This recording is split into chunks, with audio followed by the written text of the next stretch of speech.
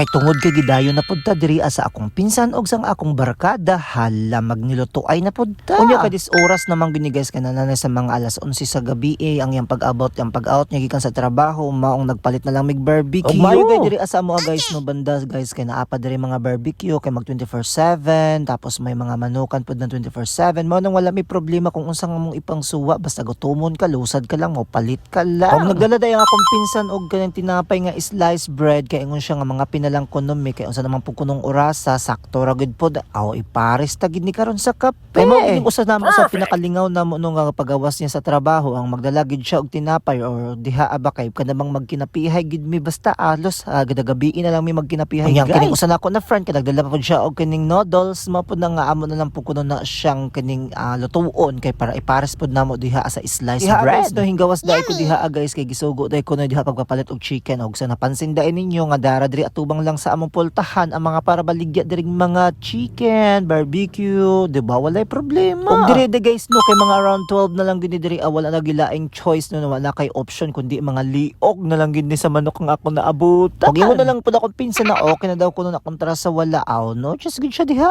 kaon gid siya diha ag tok-tok talaok. Og diha guys no ako na ding gibit-bit kay tapos na ako to siyang bayaran kay para mangadto na pud na siya sa akong pinsan kay mukaon na kuno siya hasta na kuno niyang gutom. Ngani ko sa iya dapat bago ka hangout nagpait na lang ka dito banda sa inyo sa inyong gitrabahoan og kaning pagkaon para pagabot na lang beton nga diri sa balay pwede ra man siya diri sa balay pero anyways guys silingan rami guys mga pilara ka balay ang pagitan iyahan na pud tong birding house pero kay lagi kuno kay laayan man kuno siya dito kay naginusara lang siya mao nang kadagabi siya na diri perminti sa amo diri na lang pud siya makan kay ako ra man pud na siyang huwaton gikan sa iyang paggawa sa trabaho. Og diha guys no wala na lang dugay pagkatapos na nagkaon ng ngapi na pud meow that's life coffee is life. Og syempre kay pagkatapos namo ha mga onog magkape hugas sa nagpundok na pod ni. Onya kay ato man gid kinyo kay maggabi man gid ta magkinananay di maghinugasay no choice ka pa ba diha points mo na diha hugas gid na diha perminti ang atong dangatan. Bye bye.